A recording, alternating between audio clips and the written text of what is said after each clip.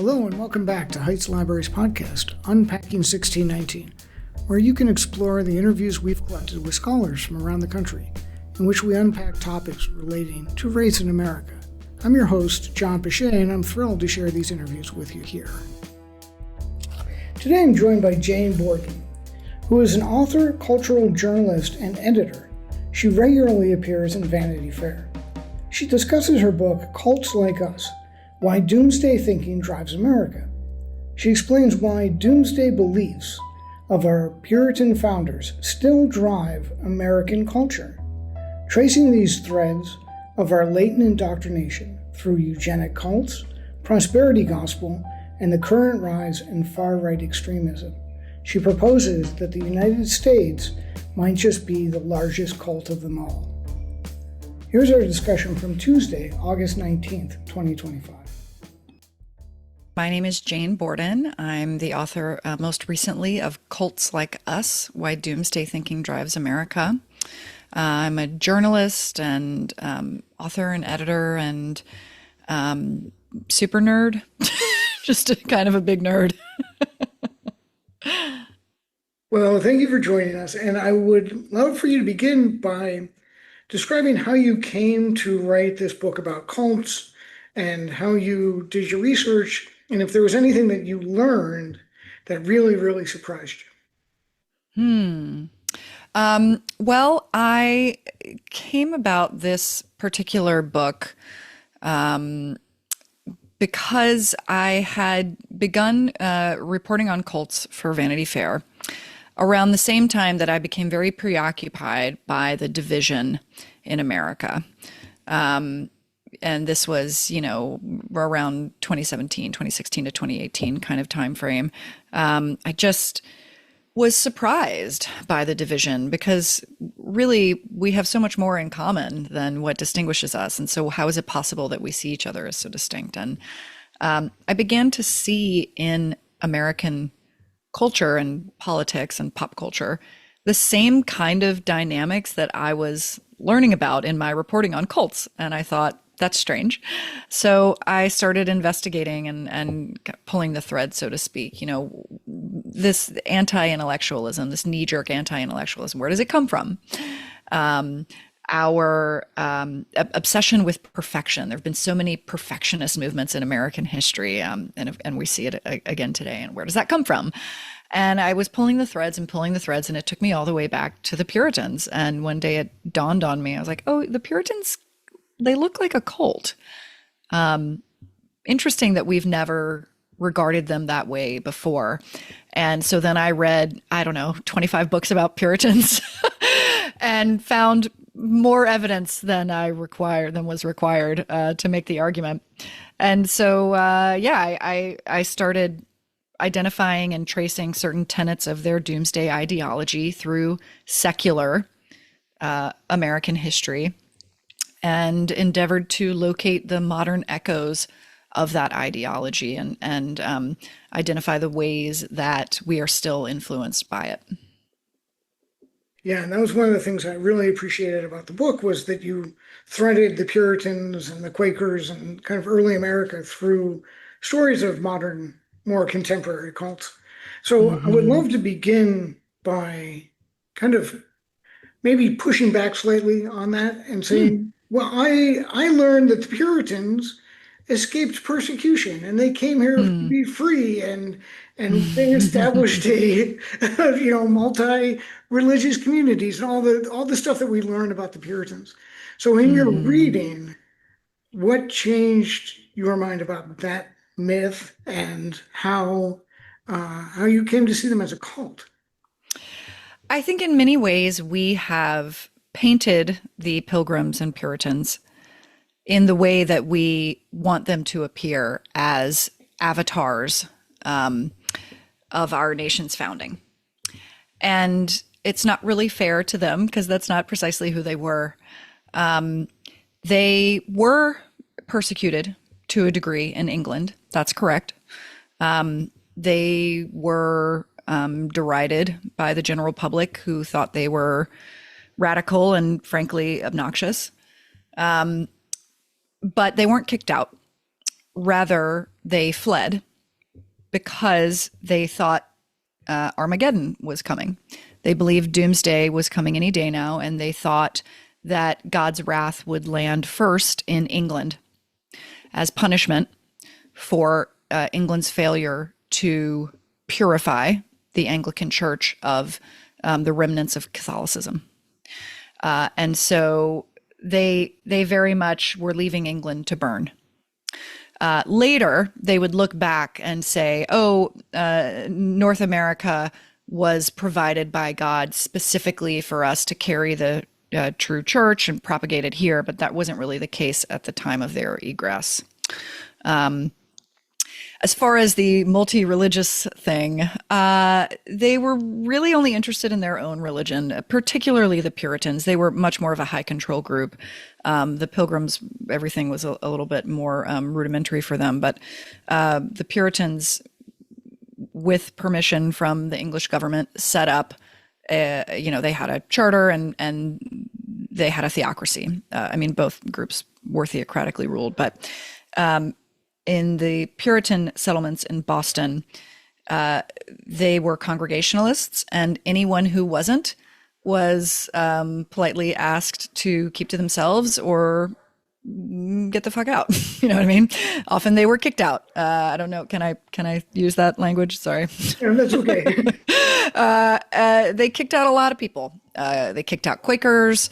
They kicked out anyone basically who argued with them. Got the boot. So they wanted religious liberty for themselves, but that didn't really extend to other practices of other faiths.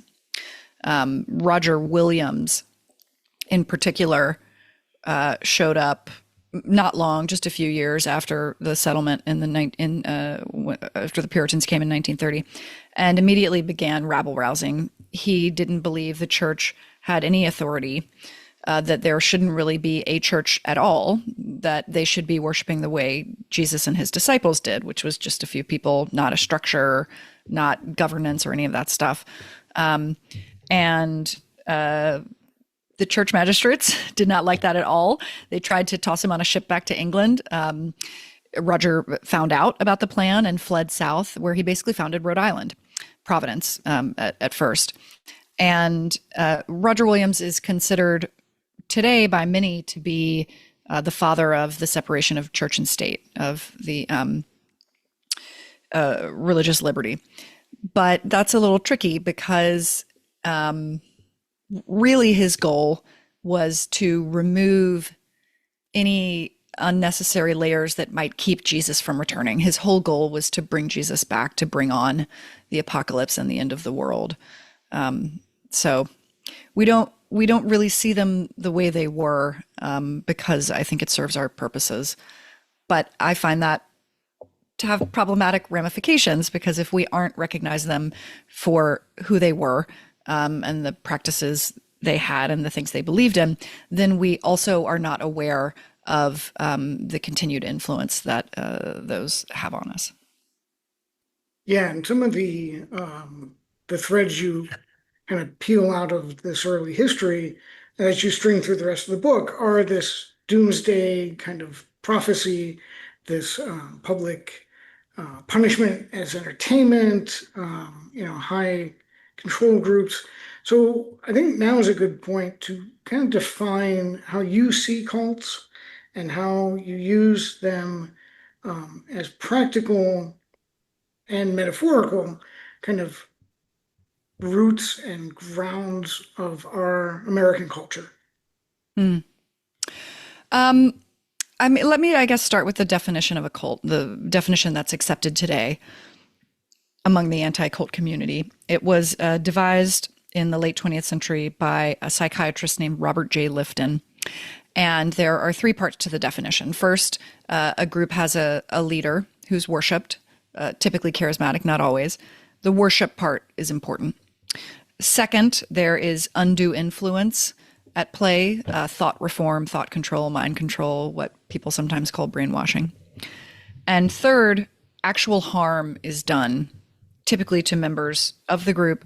Typically, that's financial exploitation and sexual exploitation. And so it's handy to have a definition because people throw around the word cult quite a bit. It's also helpful because, I spoke to one religious studies scholar who pushed back hard. He doesn't like that word. He doesn't think we should use it at all. And part of his argument is that, if you're looking at sexual exploitation, there is no cult that's engaged in more of it than the Catholic Church. And if you're looking at financial exploitation, you probably can't find a group that's engaged in more of that than some of these prosperity gospel churches. And I take his point, but at the same time, what we call cults when we see them, it is a different beast. And even though the exploitation might be happening at a smaller scale, that doesn't mean we shouldn't do anything about it. And all of these things can be policed in their own ways. And in order to do so, we have to be able to label and identify them. America is estimated currently to have about 1,000 cults. These numbers are very difficult to predict. And the estimates are based on complaints that anti-cult organizations receive from people, which is how anyone finds out about these groups, right? Because some of them are quite small. A cult comes in all shapes and sizes. Domestic abuse is sometimes considered to just be a cult of one, right?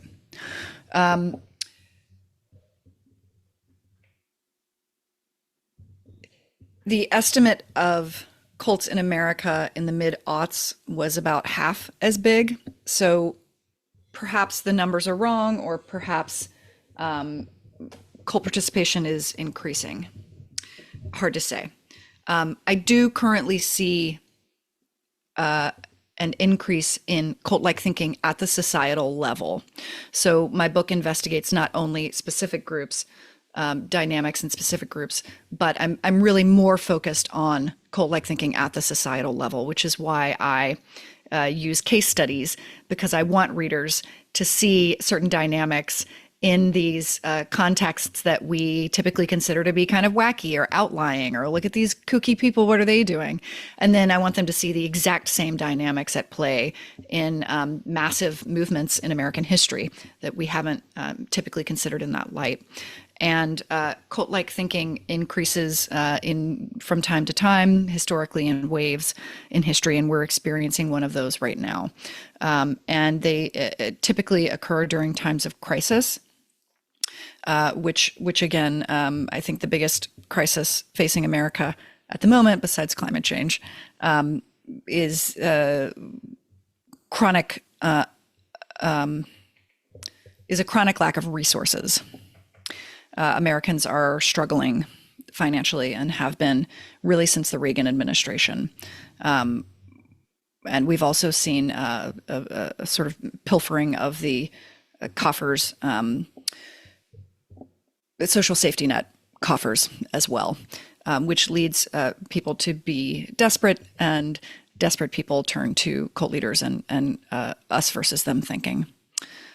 So I was particularly interested at this time in history to unravel those cult-like origins in order to trace those threads up to today. Yeah, and I really want to get into, as I mentioned to you, some of the prosperity gospel kind of stuff and the Amway that you talk about. But before we get into that, I want to unpack a little bit more about the doomsday apocalypse culture that comes out of these groups, because I don't know if you remember, I think 2010, 2011, there were these groups in California that had billboards that the end of the world was going to end on March 23rd. And, on March 24th, it was going to be the end of the world. And they had billboards all over the state. And it got national news. And it turned out that it was this little wacky group who the radio preacher was like predicting this for 20 years. Mm-hmm. And then it doesn't happen. Mm-hmm. And that just happens time and time and time again. I mean, every time there's a millennial calendar shift, Y2K was another example. Why do we keep returning to these prophecies that have specific dates, times, and locations, knowing that all the past ones have not come to play? Why is Hmm. it such a um, convincing and generative myth in American psyche and culture, do you think? Um, Apocalyptic thinking developed among communities who were experiencing crisis as a way for them to get through the hardship, band together, and have hope. And so, if we're talking about in the ancient world, we're talking about the ancient Jews when they were under Roman occupation. We're talking about Zoroastrianism, from which Judaism adopted apocalyptic thinking. And so, in those ways, it's a comfort. It's a comfort to when everything is terrible. It's a comfort to think we're about to be rescued. The world is going to end, and the people who have been good and righteous or followed the right leader are going to be saved, and everyone else will be flooded or burned or damned. And we can start afresh, right? It's a fresh start. It's a cleansing and a fresh start, and that's very attractive to a person in crisis. We are currently very attracted to the avatar of a strong man. I think, whether you support Trump or not, he calls himself a strong man, and that's very attractive to us at the moment as a nation. The idea that someone can come and rescue us and take care of all of our problems. We have seen this trope again and again, but not throughout all of human history. Apocalyptic thinking does have an origin. Most scholars believe it began with Zoroastrianism. There are flashes of it in ancient Egypt, but not really in the same way. It really developed with monotheism. And so again, we're talking about a one God, a singular solo character to come and save the day rather than a group of people, whether working in concert or against one another. And America is a very individualistic country. We claim our founding ideology is democracy, but at the end of the day, we sometimes choose rugged individualism instead of collaboration. And that rugged individualism, I think, is what I want to pull out of your answer, because in the book you mentioned this idea of a monomyth and how it kind of develops around manifest destiny and this cowboy loner. There's societal rot, government, law, nothing can save us. And we have this superhero gunfighter who comes in and saves the day with, bullets and violence and, but at the same time, there's this like worship of that, but also helplessness within it. And that kind of tension, I think, plays into the QAnon, like just knowing about something is enough to save us from its wrath, maybe. I don't know exactly how better to say it, but I think you kind of get where I'm going with it. So can you explain that? And the mono, Sure. yeah. Yeah. So just quickly to respond to the last thing you said about the knowledge, that's always been a huge part of cult-like thinking. Even the Freemasons, which weren't necessarily all that culty, but it's just the example that comes to mind. But there was secret knowledge that you could only get to once you went through all these levels, and a lot of cults have that. You rise through a hierarchy of levels, and at the top is the knowledge, and the knowledge is what saves you, right?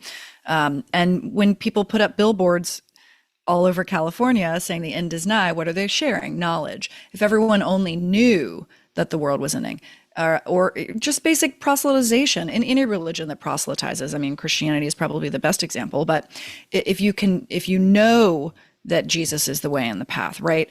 And so it's often about spreading knowledge. It's interesting that you bring that up. But the American monomyth, so this is a theory that was developed by a couple of scholars in the 1970s who became curious as to why America could possibly be stomaching the incredible violence coming out into their living rooms from the Vietnam War. And they started looking into the narratives, the stories we tell. And they found patterns in TV and film and novels and comic books of the same story again and again and again. They named it the American monomyth. And as you alluded to a little bit already, this is the story. There's a small town under threat, an Eden-like community, if you will, and they can't save themselves. The police are bumbling, the politicians corrupt, but then suddenly an outsider comes, or a loner, who saves the day, and it's always through violence, always violence. And it's with precision. Only the bad guys get it. Therefore, it's cleansing violence. Therefore, it's righteous violence. And this narrative really exploded with the Western genre and dime novels, and then further exploded with the development of superheroes. And we see it today everywhere. It's every disaster film. It's every vigilante film. It's once you see it, you can't unsee it. And it kind of ruined TV and movies for me, to be honest. But so these scholars, Robert Jewett and John Shelton Lawrence, and I can't recommend their book more, The American Monomyth. It's hard to find, but it's a great read. They trace this to a genre called the Indian captivity narratives, which came out of the Puritan era. So at the time, settlers were occasionally kidnapped by indigenous neighbors, and sometimes they were rescued. And it was through violence. And on such an occasion, it wasn't just considered that the person had been rescued, but that the wilderness had been cleansed. And so this became a specific genre. People who'd been rescued would tell their stories, and they all kind of followed the same formula. But of course, it dates back much farther than that, as I explore more in the book, to the book of Revelation, the last book in the New Testament of the Bible, which is the story of an outsider who shows up and cleanses the world of evil. And the Puritans were obsessed with the book of Revelation. They told the story again and again and again. There was a long form poem published about it, a retelling of it called The Day of Doom, that is considered to be America's first bestseller. It was wildly popular.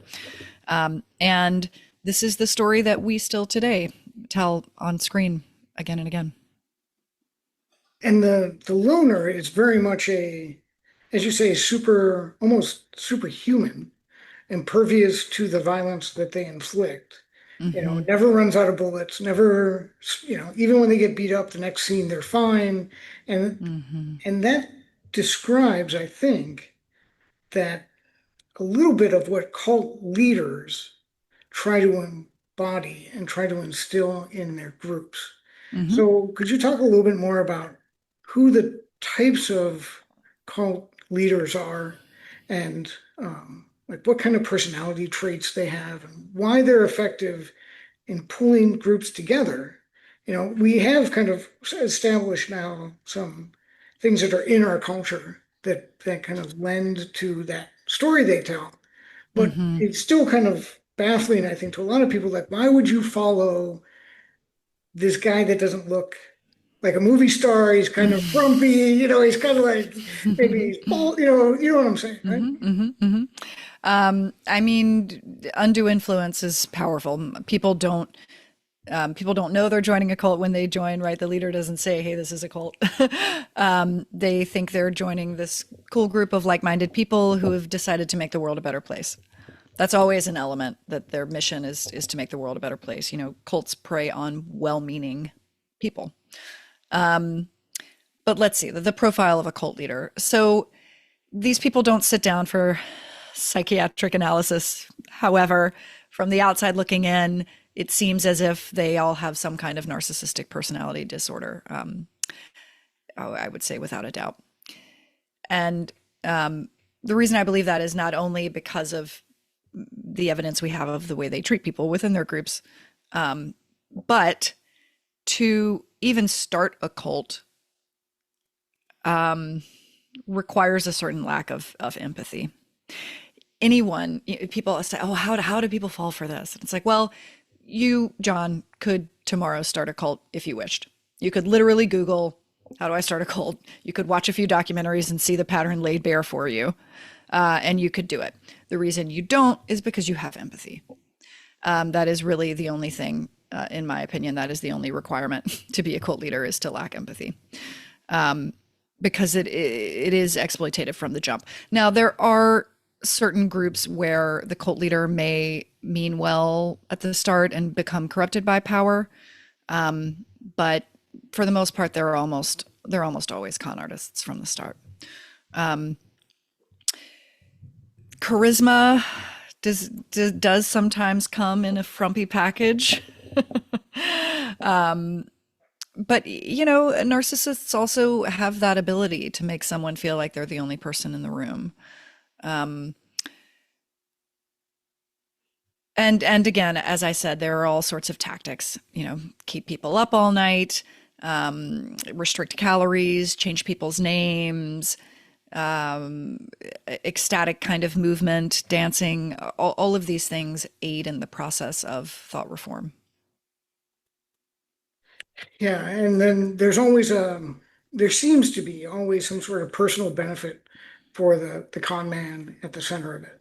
And so much of it is either financial or sexual. And without Mm-hmm. getting into too much of the details, because I think the sex cults we know about also bleed into this great replacement conspiracy that's been with us forever, and this idea of like we're being outbred by the other. Mm-hmm. There's the eugenics project is part of Mm-hmm. this hereditary like progeny is another thing. Elon Musk seems to believe in something like this now with Mm-hmm. Mm-hmm. his massive breeding campaign or whatever. So could Mm-hmm. you kind of walk us through why that seems to be so effective in organizing groups of people as well? Um, well, the basic fear of the other, right? Us versus them thinking would be at the heart of it for sure. What we're also seeing is a perfectionist campaign. So eugenics, and now pronatalism, which is modern day eugenics, are both perfectionist movements. The idea being that we can perfect society by choosing who gets to be born. And one of the biggest perfectionist movements in American history was in the late 1800s, during the Progressive Era. It was called the Social Gospel, and it developed out of mainline churches in New England, high churches, meaning Episcopalian, Presbyterian, who were trying to do social good. They were the abolitionists, they supported the temperance movement, and their idea was that God is ready for the second coming. God is ready to initiate us into New Jerusalem. And by the way, they didn't believe New Jerusalem at this point was still going to be a literal city that fell from the sky. It had gotten more metaphorical by the late 1800s, but they still believed that the end of the world was coming. But we aren't perfect yet. He needs us to be partners with him to perfect American society, the chosen nation, his chosen people, before he can end the world and, we can reign supreme with him. And that was very much behind their do-gooder efforts. And as I said, cults always have a do-gooder effort. Not that the social gospel was a cult, but again, I'm interested in the commonalities between these movements. So the most glaring sin in the late 1840s in America, according to social gospelists, was slavery.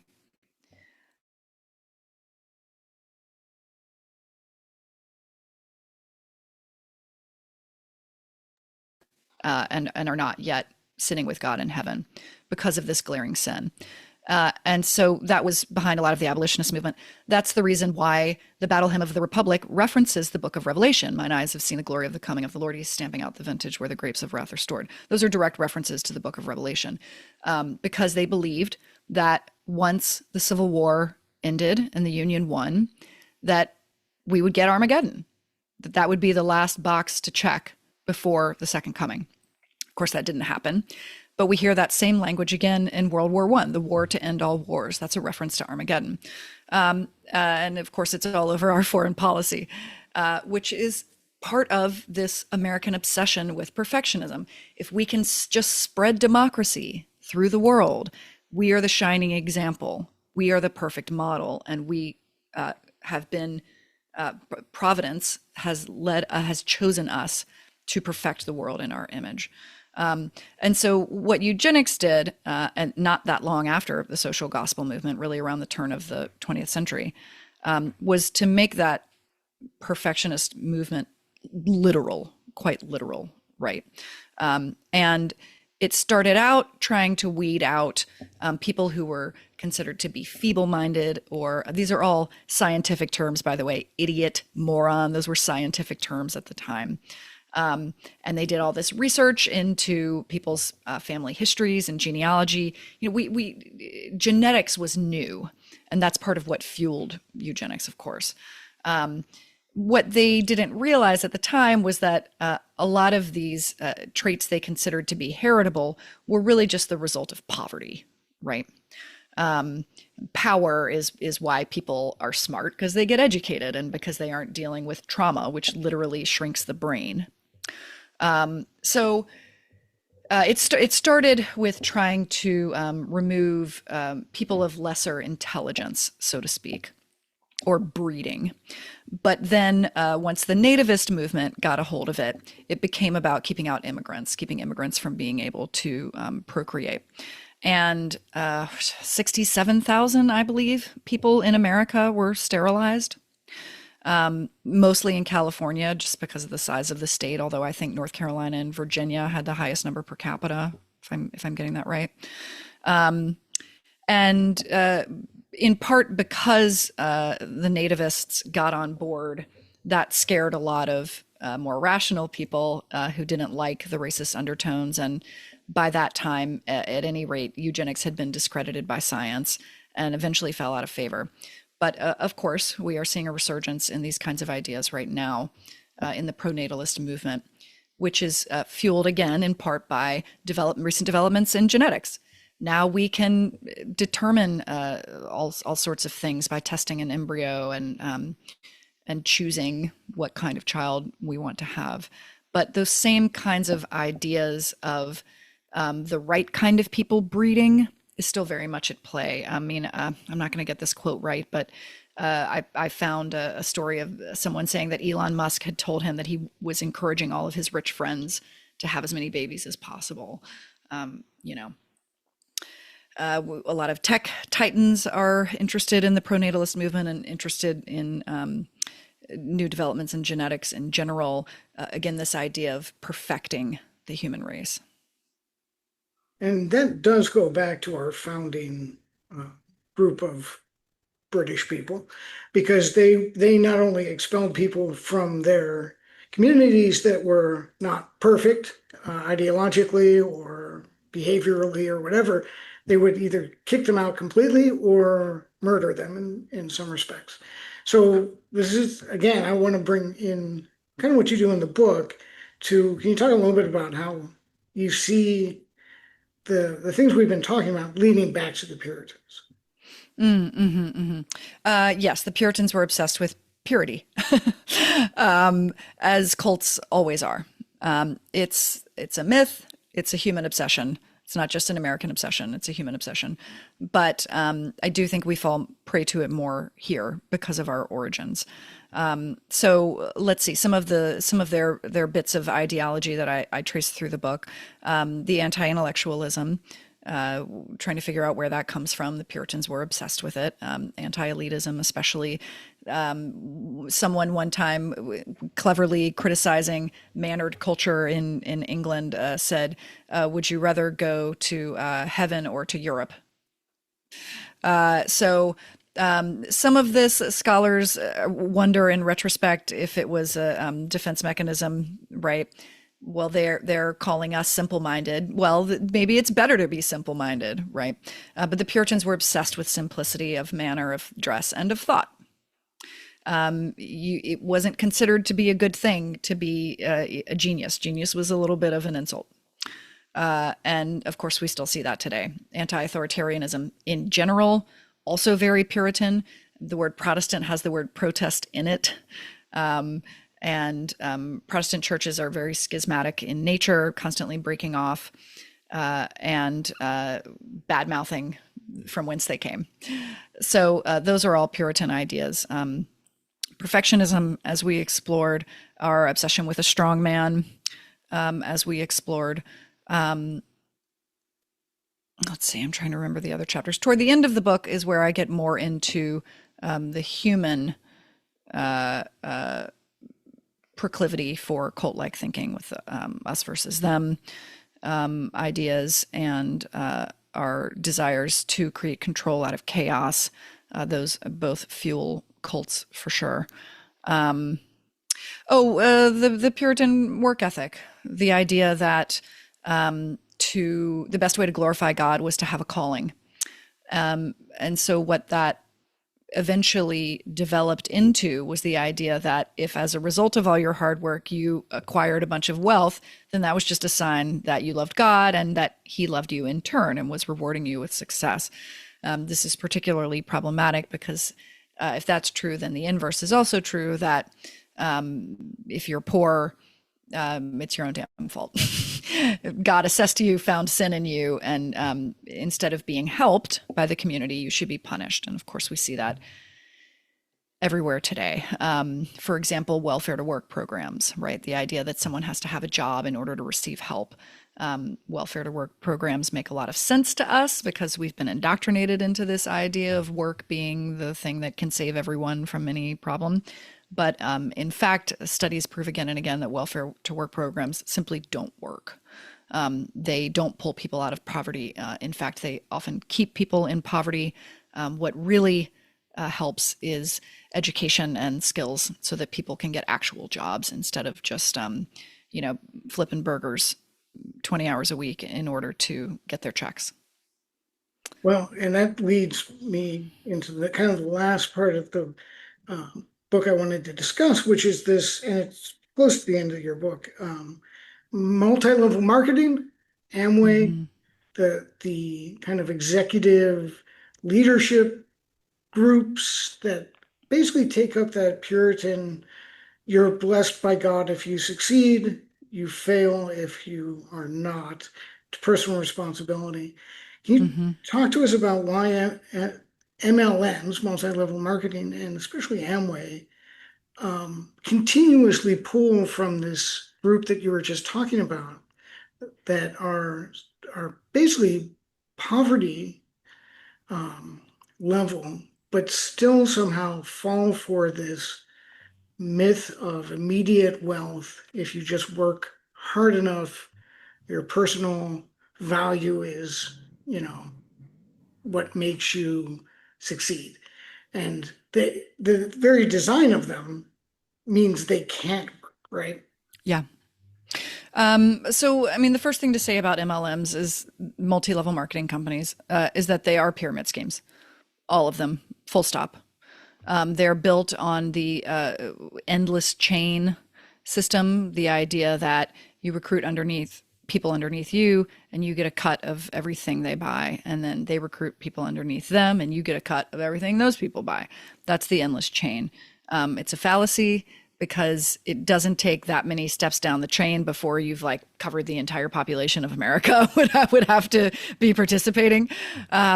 So in multi-level marketing companies, people will buy a certain amount of product in order to sell it, but the sales almost never happen. These products are used by the participants themselves, or they end up filling their closets or garages. So the people at the top of MLM chains are the only ones making money. 99% of people in MLM fail. Very well documented statistic. The 1% who are quote unquote succeeding are really just plundering everyone else in the system. And it's a very American system. We not necessarily because we're the only nation in the world where someone would con people with that kind of fraud, but because we've allowed it to happen. And that's occurred in part because of incredible government collusion. And that's occurred in part because as a nation, we are latently indoctrinated into this idea that rich people deserve what they have and poor people deserve what they have. Rockefeller was fond of saying that he got his money from God. The last time we saw this incredible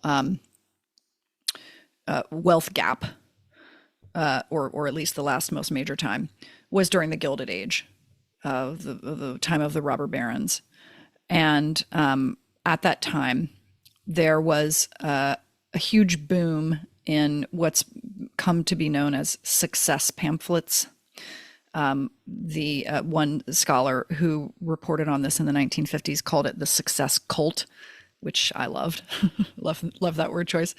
But basically, publishers could not pump out enough material for a public hungry to find out how they could profit off of the Industrial Revolution, when suddenly it seemed there was money everywhere and only chumps didn't get theirs.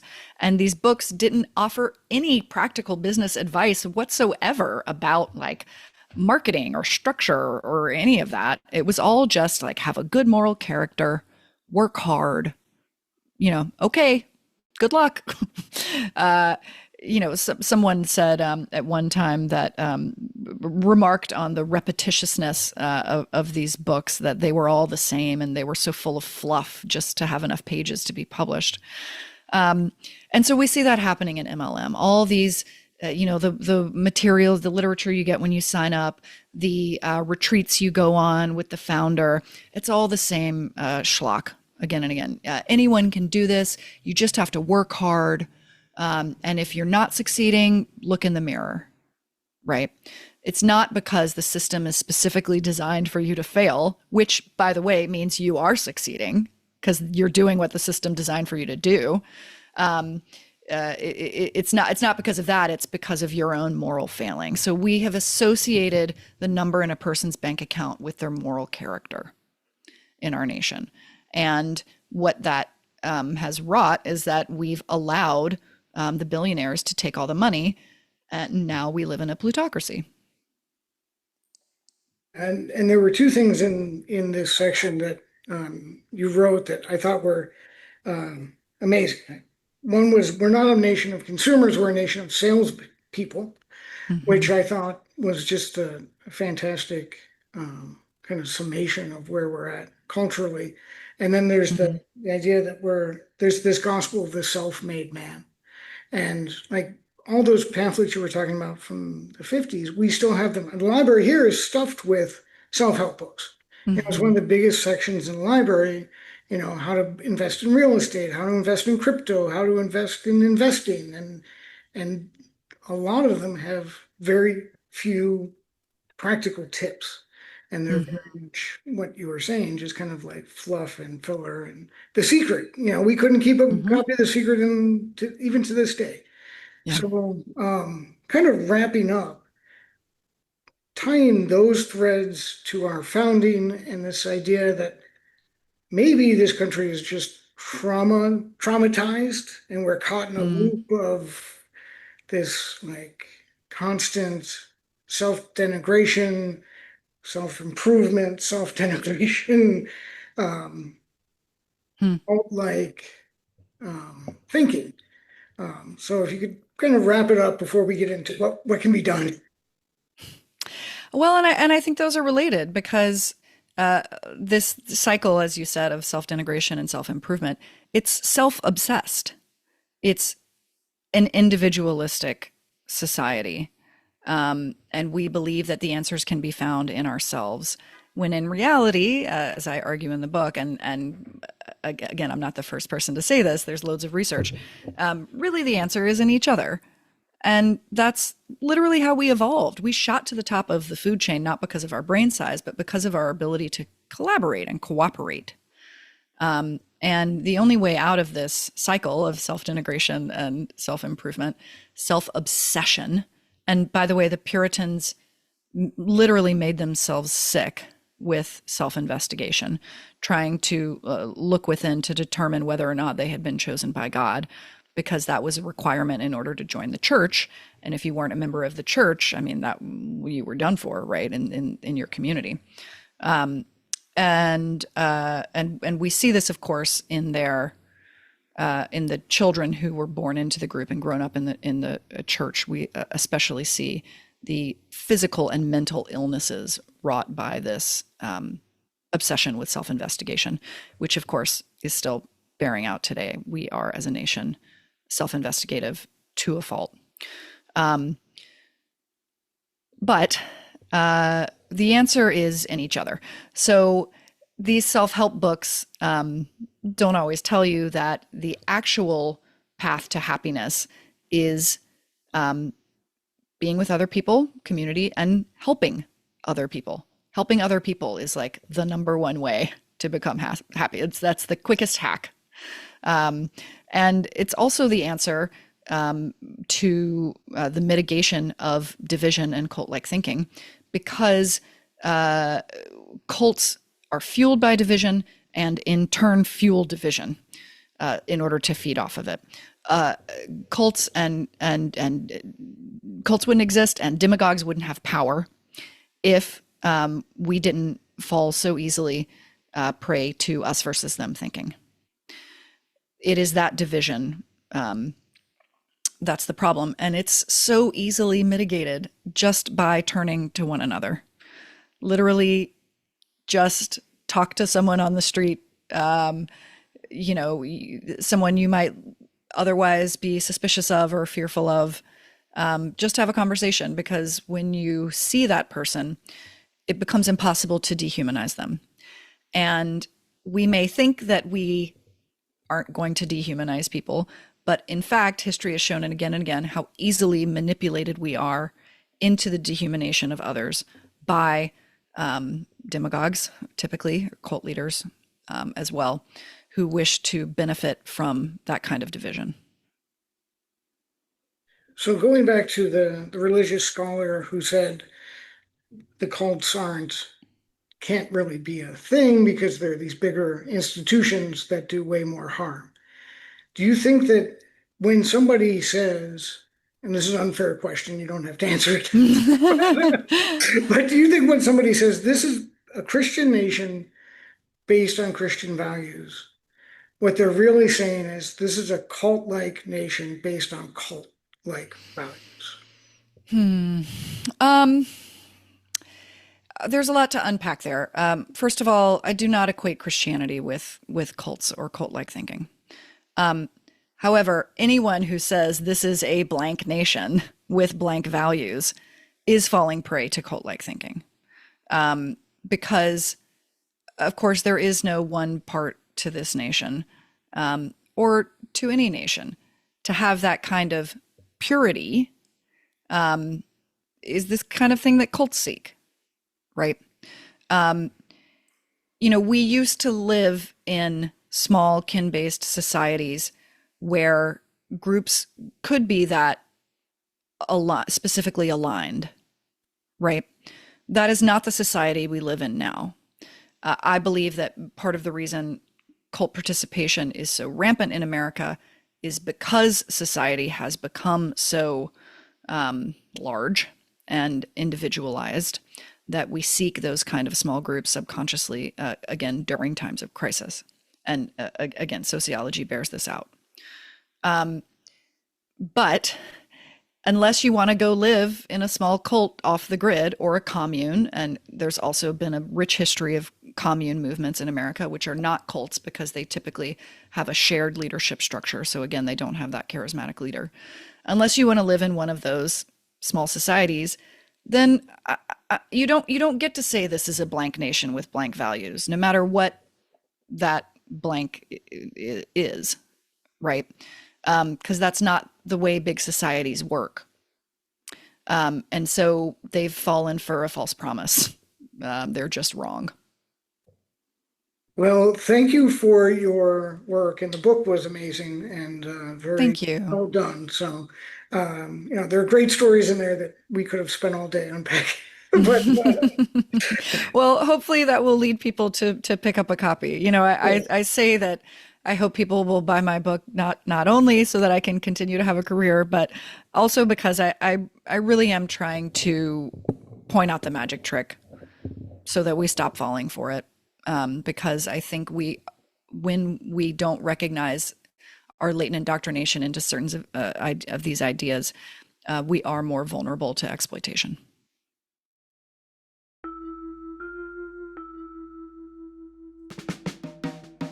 thanks for listening to the Unpacking 1619. For more information on Heights Library's 1619 Project discussion group, or to check out more interviews with scholars, please visit heightslibrary.org. See you next episode, wherever you listen to podcasts.